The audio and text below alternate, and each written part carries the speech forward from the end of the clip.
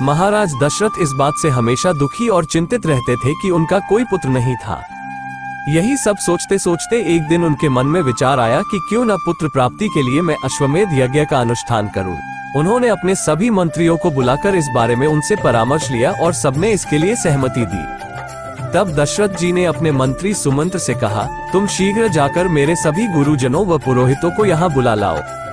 कुल पुरोहित महर्षि वशिष्ठ, स्विग्य, वामदेव, जाबाली, काश्यप आदि सबके आ जाने पर महाराज ने उनसे भी अपने मन की बात कही। यह विचार सुनकर वशिष्ठ जी ने इसकी बहुत प्रशंसा की।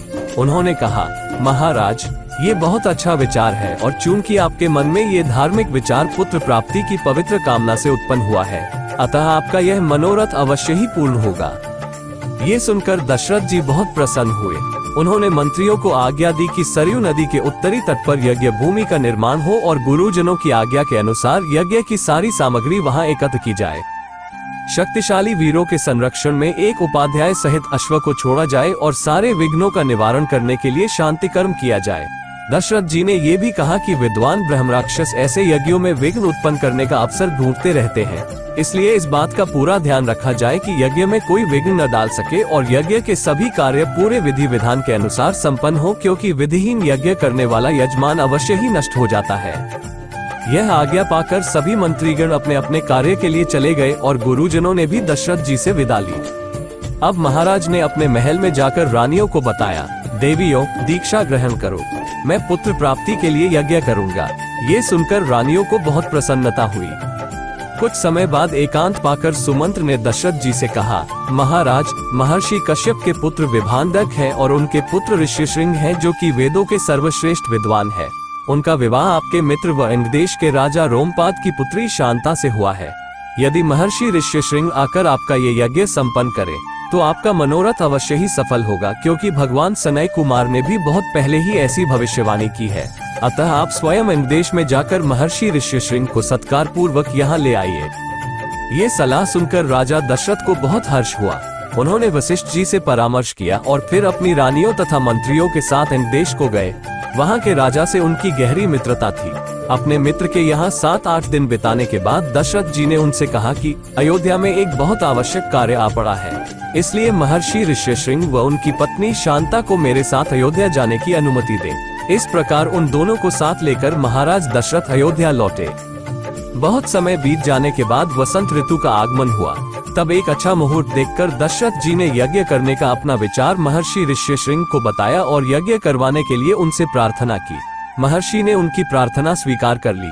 अब यज्ञ के अश्व को छोड़ा गया और इधर राजा दशरथ ने अपने कुलगुरु वशिष्ठ जी से यज्ञ की तैयारी के लिए मार्गदर्शन मांगा। तब वशिष्ठ जी ने यज्ञ के कार्यों में निपुण व यज्ञ विषयक शिल्पकर्म में कुशल कारीगरों, बड़ियों, शिल्पकारों, भूमि खोदने वालों, ज्योतिषियों, नटों, नर्तकियों, शास्त्रवेताओं और सेवकों आदि सबको बुलवाया और उनसे यज्ञ के लिए आवश्यक प्रबंध करने को कहा। उनके आदेश पर शीघ्र ही हजारों ईंटें यज्ञ स्थल पर लाई गईं। यज्ञ में सम्मिलित होने के लिए देश विदेश से आने वाले राजाओं के ठहरने के लिए अनेक महल बनाने की आवश्यकता थी। यज्ञ में आने वाले ब्राह्मणों और अन्य प्रजाजनों के निवास और भोजन के लिए भी अनेक घर बनाए जाने थे। घोड़ों और हाथियों के लिए भी अस्तबल बनाने थे और सैनिकों के लिए छावनियां बनाई जानी थी। वशिष्ठ जी ने ये भी आदेश दिया कि इन सभी स्थानों पर लोगों के भोजन और विश्राम की बहुत अच्छी व्यवस्था की जानी चाहिए। वो भोजन सबको सत्कार पूर्वक दिया जाना चाहिए, किसी की अवहेलना नहीं होनी चाहिए, क्रोध के कारण किसी का अपमान न किया जाए और जो शिल्पी तथा सेवक वहाँ कार्यरत हैं, उन सबके पारिश्रमिक व भोजन की भी उचित व्यवस्था हो। इन सब बातों के बाद वशिष्ठ जी ने सुमंत्र को बुलावाया और उनसे कहा कि इस पृथ्वी के सभी धार्मिक राजाओं को और ब्राह्मण, क्षत्रिय, वैश्य व शूद्र सभी वर्णों के लोगों को यज्ञ में सम्मिलित होने के लिए आमंत्रित किया जाए। वशिष्ठ जी ने सुमंत्र से कहा कि सब देशों के अच्छे लोगों को तुम सत्कार पूर्वक यहाँ ले आओ। मिथिला के महाराज जनक हमारे बहुत पुराने संबंधी हैं, इसलिए तुम स्वयं जाकर बड़े आदर पूर्वक उन्हें यहाँ लाओ। काशी के राजा भी अपने स्नेही और मित्र हैं, इसलिए उन्हें भी तुम स्वयं जाकर ले आओ।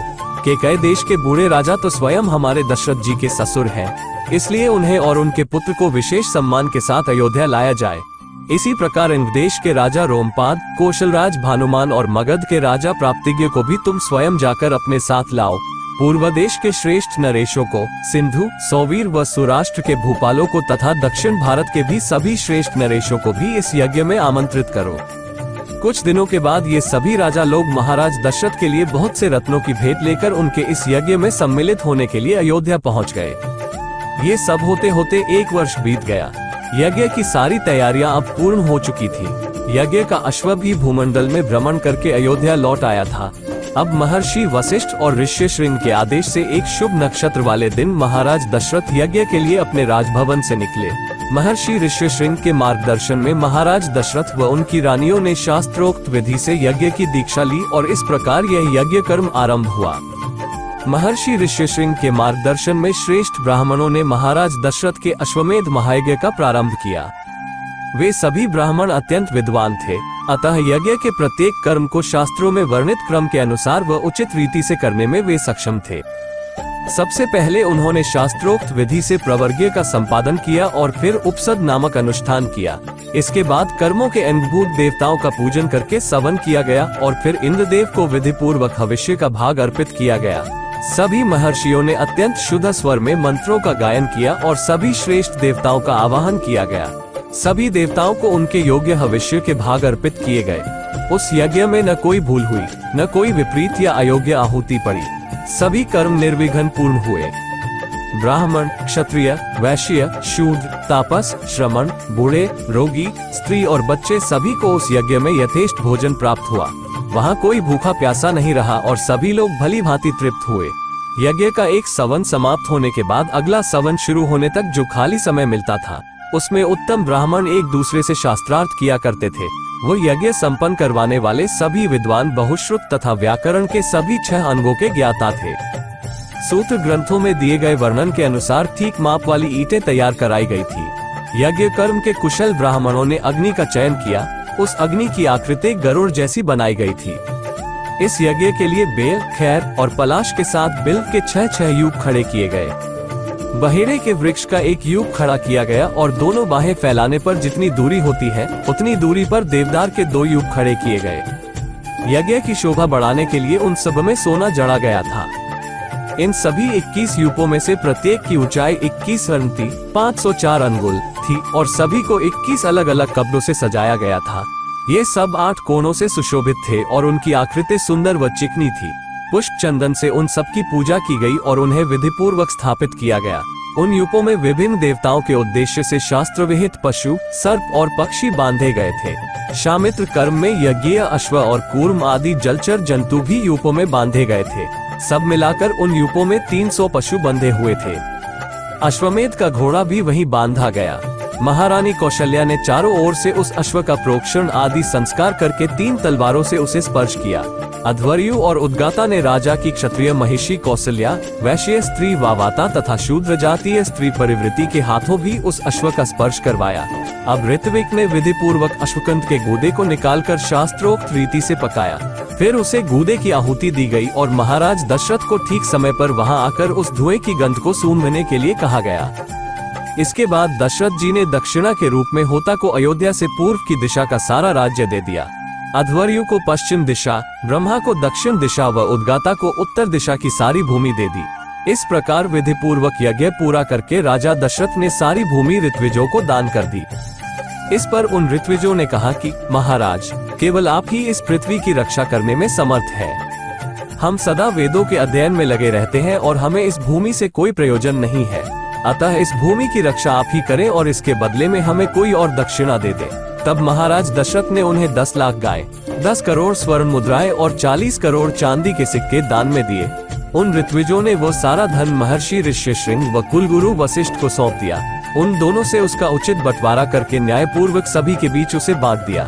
सभी लोग इससे बहुत प्रसन्न हुए। अब दशरथ जी ने हाथ जोड़कर मुनि ऋष्यशृंग से कहा, मुनीश्वर, अब आप वह कर्म करें जो मेरी कुल परंपरा को आगे बढ़ाने वाला हो। तब तथास्तु कहकर मुनि थोड़ी देर तक ध्यानमग्न हो गए।